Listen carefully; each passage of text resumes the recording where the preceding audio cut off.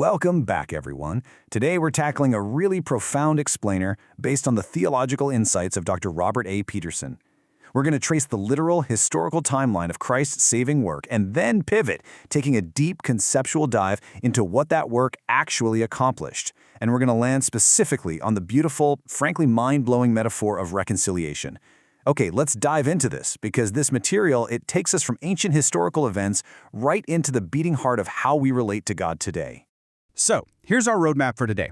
We'll trace the historical timeline through 1. Pentecost, 2. Intercession, and 3. The Second Coming. Then we'll pivot from the historical to the conceptual, looking at 4, 6 pictures of salvation, before finishing up with 5. Reconciliation. Right, Section 1, Pentecost, the Spirit arrives. This signposts the start of our historical timeline, and it's absolutely crucial to realize Pentecost was a deliberate, totally unrepeatable act by the exalted Jesus to bestow the Spirit in a powerful new way. You know, when we think of Christ's saving work, our minds instantly go to the past, right? The incarnation, the cross, the resurrection. But Pentecost is right there with them as a deliberate historical act. And this brilliantly illustrates exactly where we are in redemptive history. The timeline plots those past events, then moves into our present reality with Christ's intercession, and pushes forward into the future with the Second Coming. Every single one of these phases is a crucial piece of the exact same saving work. To really grasp what happened in that past bucket at Pentecost, listen to this quote from the revered Reformed theologian Herman Bavinck.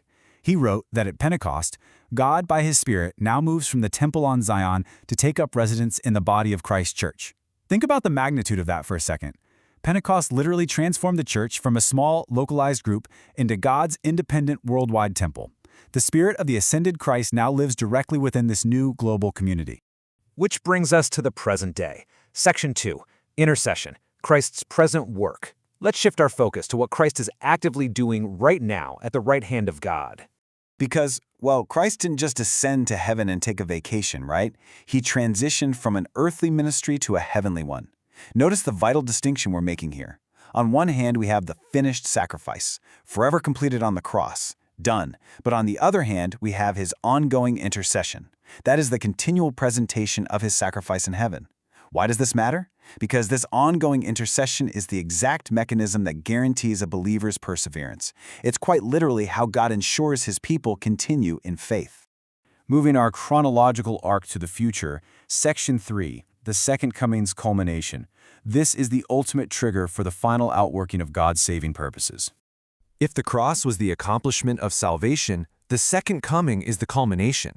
Dr. Peterson lays out 7 specific outcomes of this event: finally being with Him and the Father, bringing Him glory, receiving eternal life, experiencing pure joy, ultimate deliverance from suffering, claiming our kingdom inheritance, and ushering in cosmic restoration. When discussing that very first point, being with Him, think of Jesus' own metaphor. Heaven is like this massive house with many prepared rooms. It proves God knows us, He loves us, and He is actively preparing to welcome us home as His ultimate guest. Okay, transitioning from historical deeds to conceptual word pictures. Section 4, 6 pictures of salvation.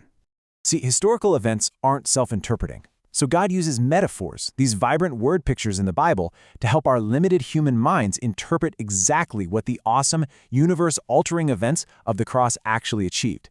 Let's do a rapid-fire walkthrough of these 6 major biblical pictures as a sort of mental palate cleanser. 1. Substitution. Jesus paying the penalty for us. 2. Victory. Christ overcoming our spiritual foes. 3. Sacrifice. Drawing straight from Old Testament temple worship, where He's both the priest and the offering. 4. Restoration, acting as the second Adam to bring life where the first Adam brought death. 5. Redemption, setting captives free. And 6. Reconciliation. They all tell the exact same beautiful story. We were in serious trouble, and God loved us enough to rescue us. And that brings us to our final stop, Section 5, Reconciliation, Enemies to Friends. So, the crucial point is, unlike those other 5 pictures, which are heavily grounded in Old Testament law, tabernacles, or slave markets, reconciliation is uniquely drawn from the everyday realm of personal relationships and friendship. By definition, it's peacemaking between alienated parties. And what's absolutely fascinating here is who starts the process. Greek scholar Stanley Porter points out that the Apostle Paul is the very first attested Greek author to ever describe the offended party taking the initiative to make peace. Think about human nature for a second. The person who gets wronged usually sits back and waits for an apology, right? But here, God, the ultimate offended party, is the one who actively steps forward. He takes the initiative through Christ to turn his foes into friends. Now, theologian Douglas Moo explains that this whole thing operates on two inseparable levels.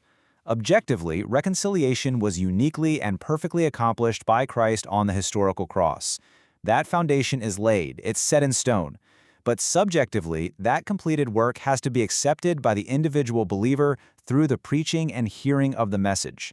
The reconciling activity of God is ultimately one complete process, but it requires both the historical fact and your personal acceptance. And here we arrive at a deeply challenging yet essential theological truth. Why did we even need peacemaking in the first place? Well, we often assume the barrier between God and us was entirely on our side. We know all about humanity's rebellion, our hostile violation of God's laws, but actually, scratch that. The barrier wasn't just on our side. There was a dual enmity. God is completely holy, right? Which means there was also his just wrath, a righteous, holy hostility toward our sin.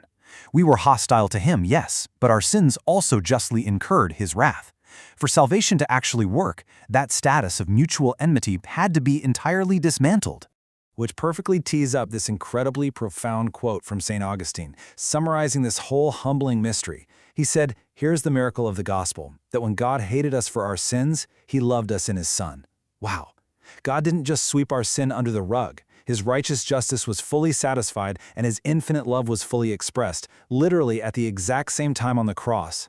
God reconciled God, completely removing the condemnation so he can look at us not as objects of wrath, but as beloved children.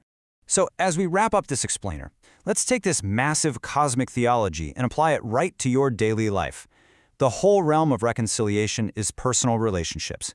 We've just learned that the creator of the universe, the ultimate offended party who was completely in the right, swallowed the costs and took the initiative to make peace with his enemies. So I want you to look at your own human relationships today. If God did that for us, who are you waiting to reconcile with? Let that sink in for a bit. Thanks for exploring this with us, and we'll see you next time.